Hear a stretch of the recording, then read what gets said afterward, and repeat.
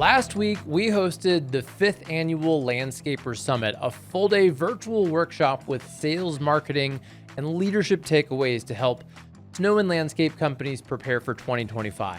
And in today's episode, I'm going to share some of my favorite highlights you don't want to miss. Think about the power that comes through the relationship. We let our guys know how important they are and how it would pain us if something ever happened to them. I'm excited to see who's going to win. One of my favorite takeaways was Steve Bousquet's presentation of Clifton Strength Finders to help employees work within their strengths. There's 4 Clifton Strength domains. So, and this is what we really want to focus on. There's 34 Clifton Strengths, and they make up the 4 domains. There's the executing domain, which makes things happen. There's the influencing domain. It's the take charge, speak up, but they also make sure that others are heard. And there's the relationship building, which builds strong relationships that holds a team together and make it greater than its sum of parts. And the strategic thinking, which absorbs and analyzes information that informs better decisions. So the executing domain includes strengths that relate to accomplishing tasks, right? It's very valuable for leaders that need to meet deadlines, goals, who excel. That domain excels in strengths that they'll have the achiever strength and the focus strength. And the influencing domain relates to persuaders, others which can be valuable for leaders who need to influence decisions and motivate their team. Leaders who excel in this domain have strengths such as communication, right? And they also have the only acronym in the Clifton Strength, WOO, which is winning others over. So that is a very common theme strength for influencing. In the relationship domain, it includes strengths related to building and maintaining relationships, which can be valuable for leaders who need to foster positive work environments and create a sense of belonging. Leaders who excel in this domain may have strengths such as empathy or developer. And developer like to see people grow. And the strategic thinking domain includes strengths related to analyzing information and making decisions. They can be very valuable leaders. They need to plan for the future and make sound decisions. Leaders who excel in this domain may have strengths such as strategic and analytical. And I'll share a story. So I had, before I even took Clifton Strengths, had inadvertently surrounded myself with strategic thinkers. And I took the Clifton Strengths, and I had my business associates, friends, people on my team, my wife, family. And when I don't have strategic thinking, I lead with influencing and relationship. And I had surrounded myself with people with strategic thinking. So it was very interesting that we inadvertently will surround people around us that support us with strengths we don't have. So when we complain, why aren't they like this and why are they not like us? They can't be. We need people who don't have our strengths in our lives to support us. And it's a very powerful strength in things that when we do Clifton Strengths, you're like, oh, that makes sense why we're friends. Because they bring what I don't have and I bring what they don't have. And it's the same things with teams. In the Clifton Strengths report, there's actually a part of you can match people up on your team and it will say, this is what I bring and this is what I need. And it will say, this is what they bring and this is what they need. It's a super powerful tool on teams. While I've used DISC, D-I-S-C, and I've learned about the Kobe method, I learned a lot from Steve about the Clifton Strengths, and I think it could be really helpful to a lot of landscape companies. Lex Mason shared a great mindset for thinking of yourself as an asset manager instead of just a landscaper. We're seeing landscape companies across the country starting to adopt this kind of phraseology. But I was asking him, like, man, why do you call yourself an asset manager? I go, that's like a banking term. He goes, yeah, it's exactly a banking term. It's when you get into being a high net worth individual, I mean, you become, or there's asset managers that manage, millions of dollars of real estate, in the commercial real estate space.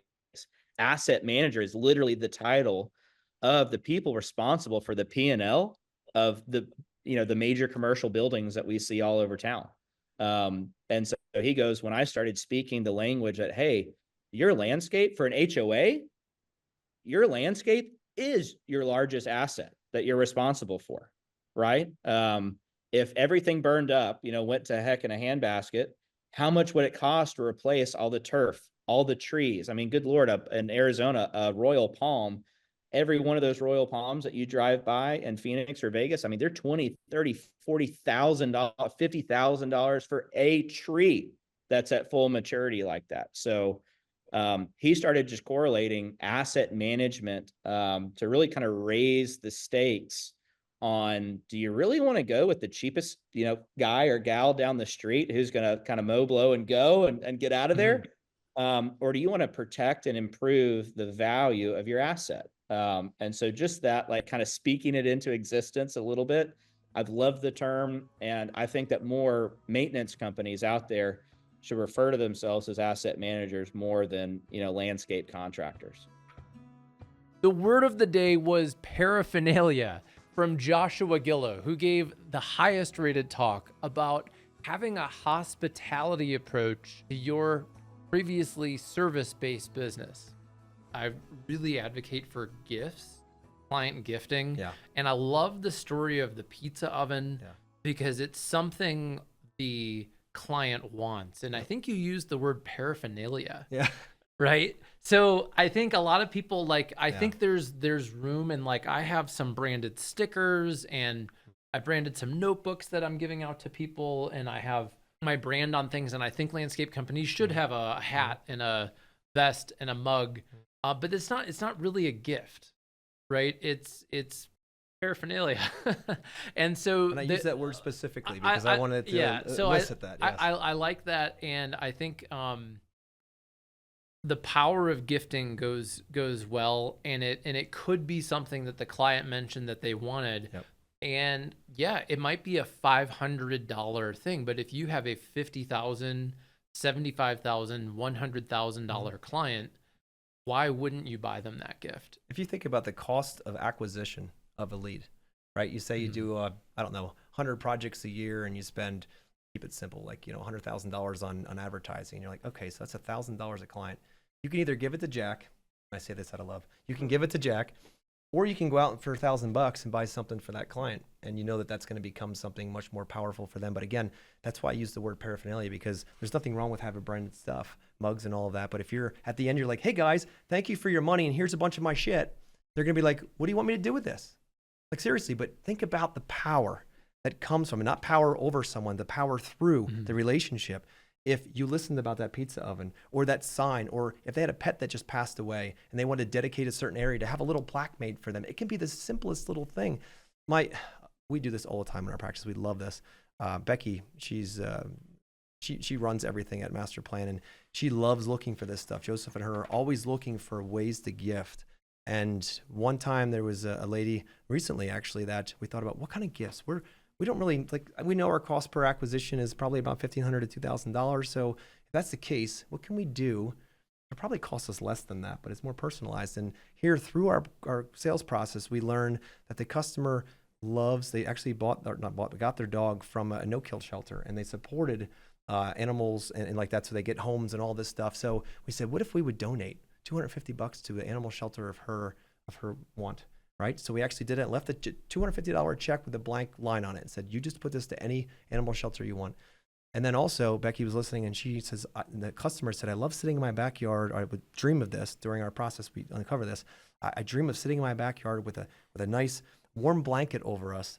And the dog sitting next to me, it's a single woman. So the dog sitting next to me with this blanket over top. Becky's like, I know the perfect blanket for her. So she got her the blanket and this opportunity to gift this to the society that she liked, the Humane Society or whatever it was that was there, or some shelter. And in that was when we went for our final walkthrough, we actually gifted that to her at the end, and she was in tears, because it wasn't about our mugs and our t-shirts and our hats and all of our bling and all of our paraphernalia. This was about listening to the client deeply. But if we're just focused on constantly cranking revenue, we miss all these cues. They're giving them to us. They're handing them to us on a silver platter, but we're only focused on generating revenue. If we slow the sales process down and start taking notes and listening by asking great questions, the most incredible things happen. You actually become connected in a human relationship, and then you can actually gift into that. And that's what sets you apart, is listening. I agree. Yeah. I love it. Are you giving your customers plastic junk with your logo on it and thinking it's a gift? Well, you've got to buy the replay of the summit to hear Joshua's full presentation about thinking of yourself as a hospitality business. I see this relevant to my business. I had a ton of takeaways, and it'll absolutely help you thrive as a landscape company.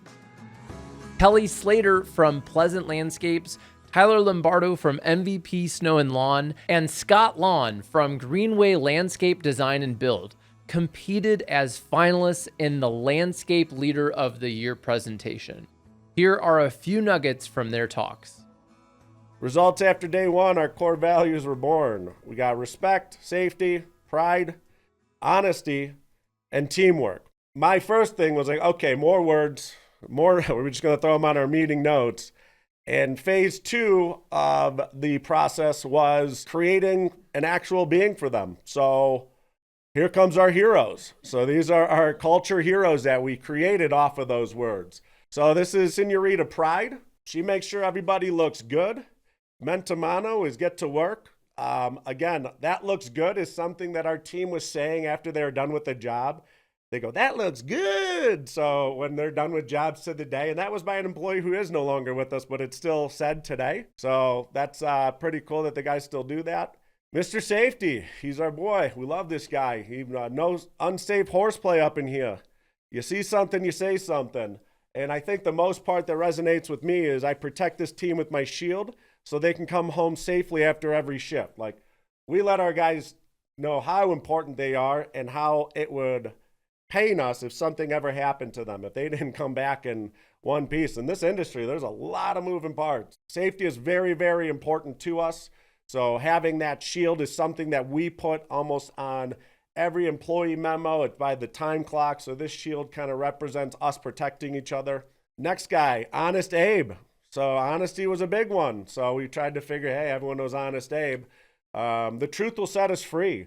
Some of the guys in that seminar talked about, when they did something bad, how it made you feel. And it made them feel like terrible. And we don't want you to feel terrible. We understand stuff's going to happen.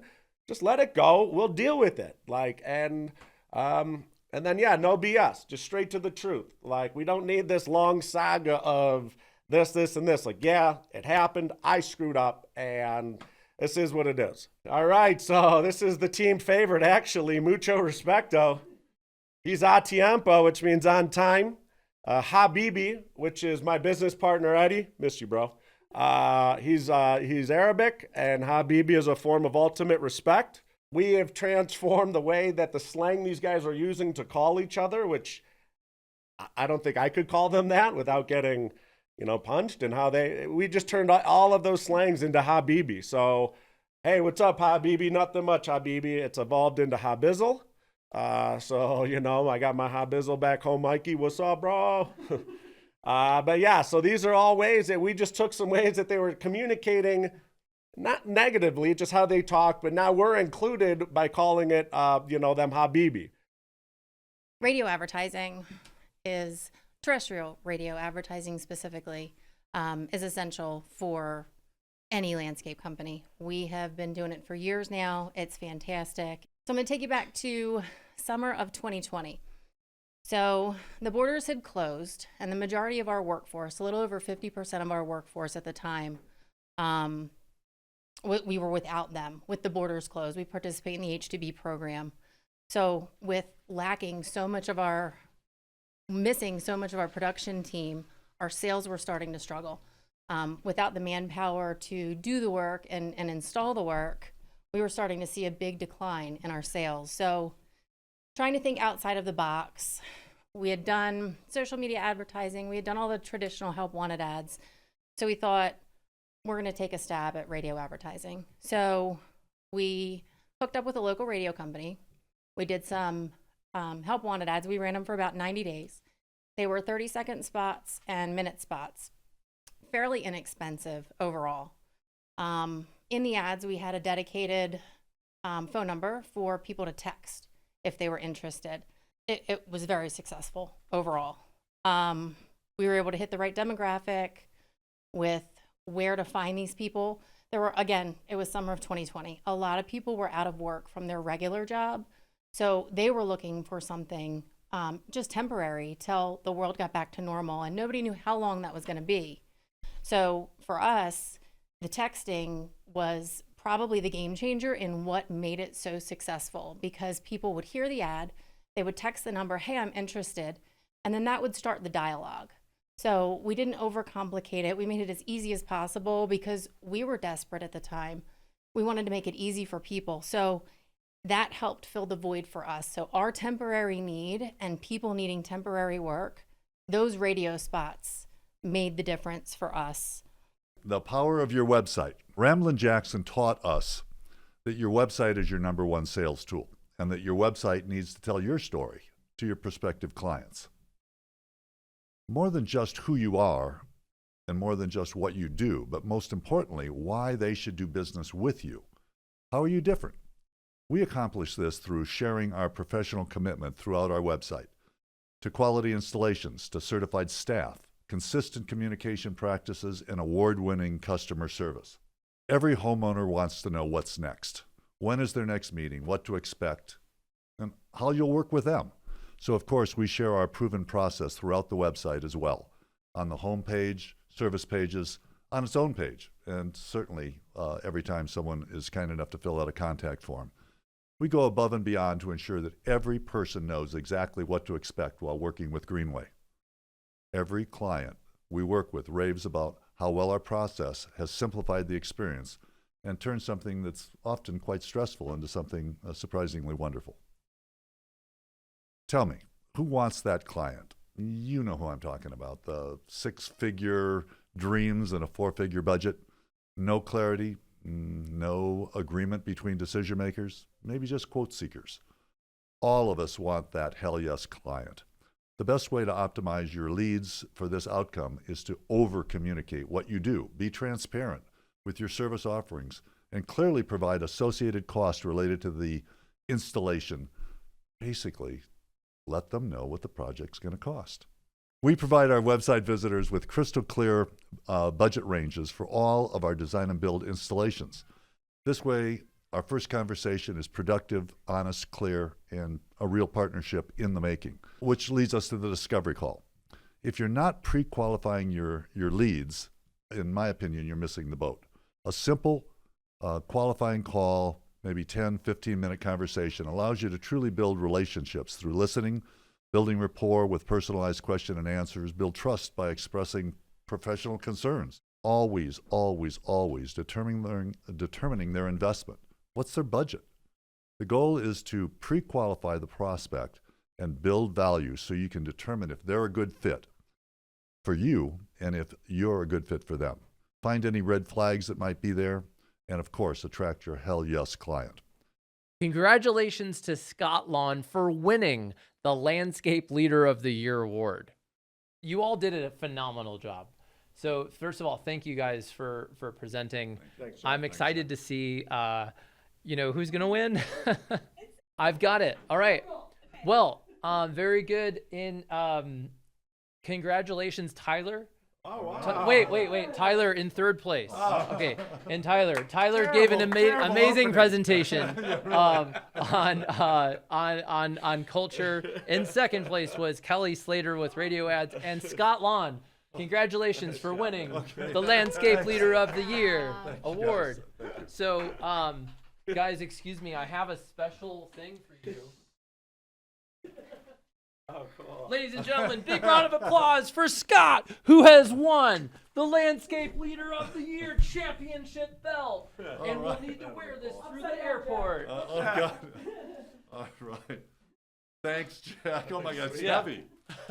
We get a picture. Yeah, congratulations. One of the other things that I learned through this process that's inspiring about you is just your personal lifestyle and the way you treat health and exercise. So you're not only the tallest, but I think you're the wisest, right? Can we agree? He's the wisest of the speakers here. Clearly the oldest, Jack. Okay, so tell us, but this is the key thing. Tell us about, like, how often do you work out? Oh, yeah. Every day. I try to work out twice a day. So I work out in the morning before I go to work, cardio, bike, treadmill, legs. And then every evening, my girlfriend and my son Alex and I hit the gym for at least an hour every day. That's incredible. And when in this busy schedule of running your landscape do you read? Because two things I hear from people: oh, I don't have time to read. Right. I don't have time to exercise. And you're crushing it. You're running this multi-million-dollar company, and you're both reading and like working out twice a day. So tell me a little bit, how do you get it all done? Well, yeah, nighttime or morning is a great time to read. I have to admit, I lean on audiobooks a lot. So all of the lists that I showed today are all available on audiobook, including yours. I've listened to most all of them multiple times, but it gives you an opportunity then to go back. But I had learned from one of my coaches early on that audiobooks in combination with reading the book really implants the ideas, and it's easier to implement. I enjoyed meeting Scott and his son and business partner, Alex. We got to enjoy some great meals together and sort through some of the challenges they're facing in their business. An opportunity for Ramblin' Jackson to raise the stakes in our work together and dream up some marketing ideas to help them reach their aggressive sales goals. In case you're new to this show, my name's Jack Jostes. I'm the host of the Landscaper's Guide podcast and the CEO of Ramblin' Jackson, the snow and landscape marketing agency. In my keynote presentation, Where to Focus Your Marketing Now to Win 2025, I shared the findings of the 2024 Google Algorithm Leak, some trends on usage of AI versus Google search, and that it's fall. It's an election year. Inflation is rampant, but we've been through market cycles like this before, and it's essential to stay in the game and focus on marketing that's going to produce results. Another highlight of the summit was getting my landscaping completed here at the studio. So thanks to Lyons Lawn and Landscape for helping build a new patio and privacy screening fence at the studio. And shout out to Foothills Painting for refreshing the paint. It created a great atmosphere where we had our 3 finalists, Joshua Gillow and 2 ramblers. Spending time with everyone in person, doing a business mastermind, shooting professional videos and headshots, using our new teleprompter, and working together to show people how I use ChatGPT to create processes. And overall, just to hang out with people in person was one of my highlights. And I plan to host more small group masterminds at the studio here in Colorado. And we also have one coming up in Breckenridge in February that's exclusive to Ramblin' Jackson clients. So reach out to us for information about that. So we surveyed the audience and found that 45% were interested in an in-person summit, but a lot of people love the remote one. So we're toying with the idea. Will there be an in-person landscaper summit coming to a city near you? Stay tuned and reach out to me. Let me know if you think that would be a good idea. I presented a lot of new material in my keynote. I felt like it went just okay, even though it was rated a 4.7 out of 5 stars. I know with more rehearsal, I could have done a better job. The weeks leading up to the summit, I was a bit distracted on hosting 7 people here, finalizing the landscaping, painting, and then also writing and researching a brand new keynote. And my delivery could have been better polished, but I also shared a lot of new information I know people need to hear. The cool thing is that the summit overall had a 4.7 out of 5 star rating from the audience. 5 years ago, I presented the entire Landscaper Summit by myself. This year, we had some of the best speakers in the industry collaborate on what I believe is some of the highest quality sales, marketing, leadership, customer service content that will absolutely give the audience a competitive advantage. If you missed out, remember, like my favorite marketing author, Dan Kennedy, said, your car is like a classroom. So you can buy the replay and listen to this while you drive to job sites or watch it from your office sometime. Instant access is available at landscapersummit.com. Thanks again to our sponsors, SmartLink by Weathermatic, Yes Express Sales Academy, Green Profit Academy, Ramblin' Jackson, and Profit 911, our direct mail partner.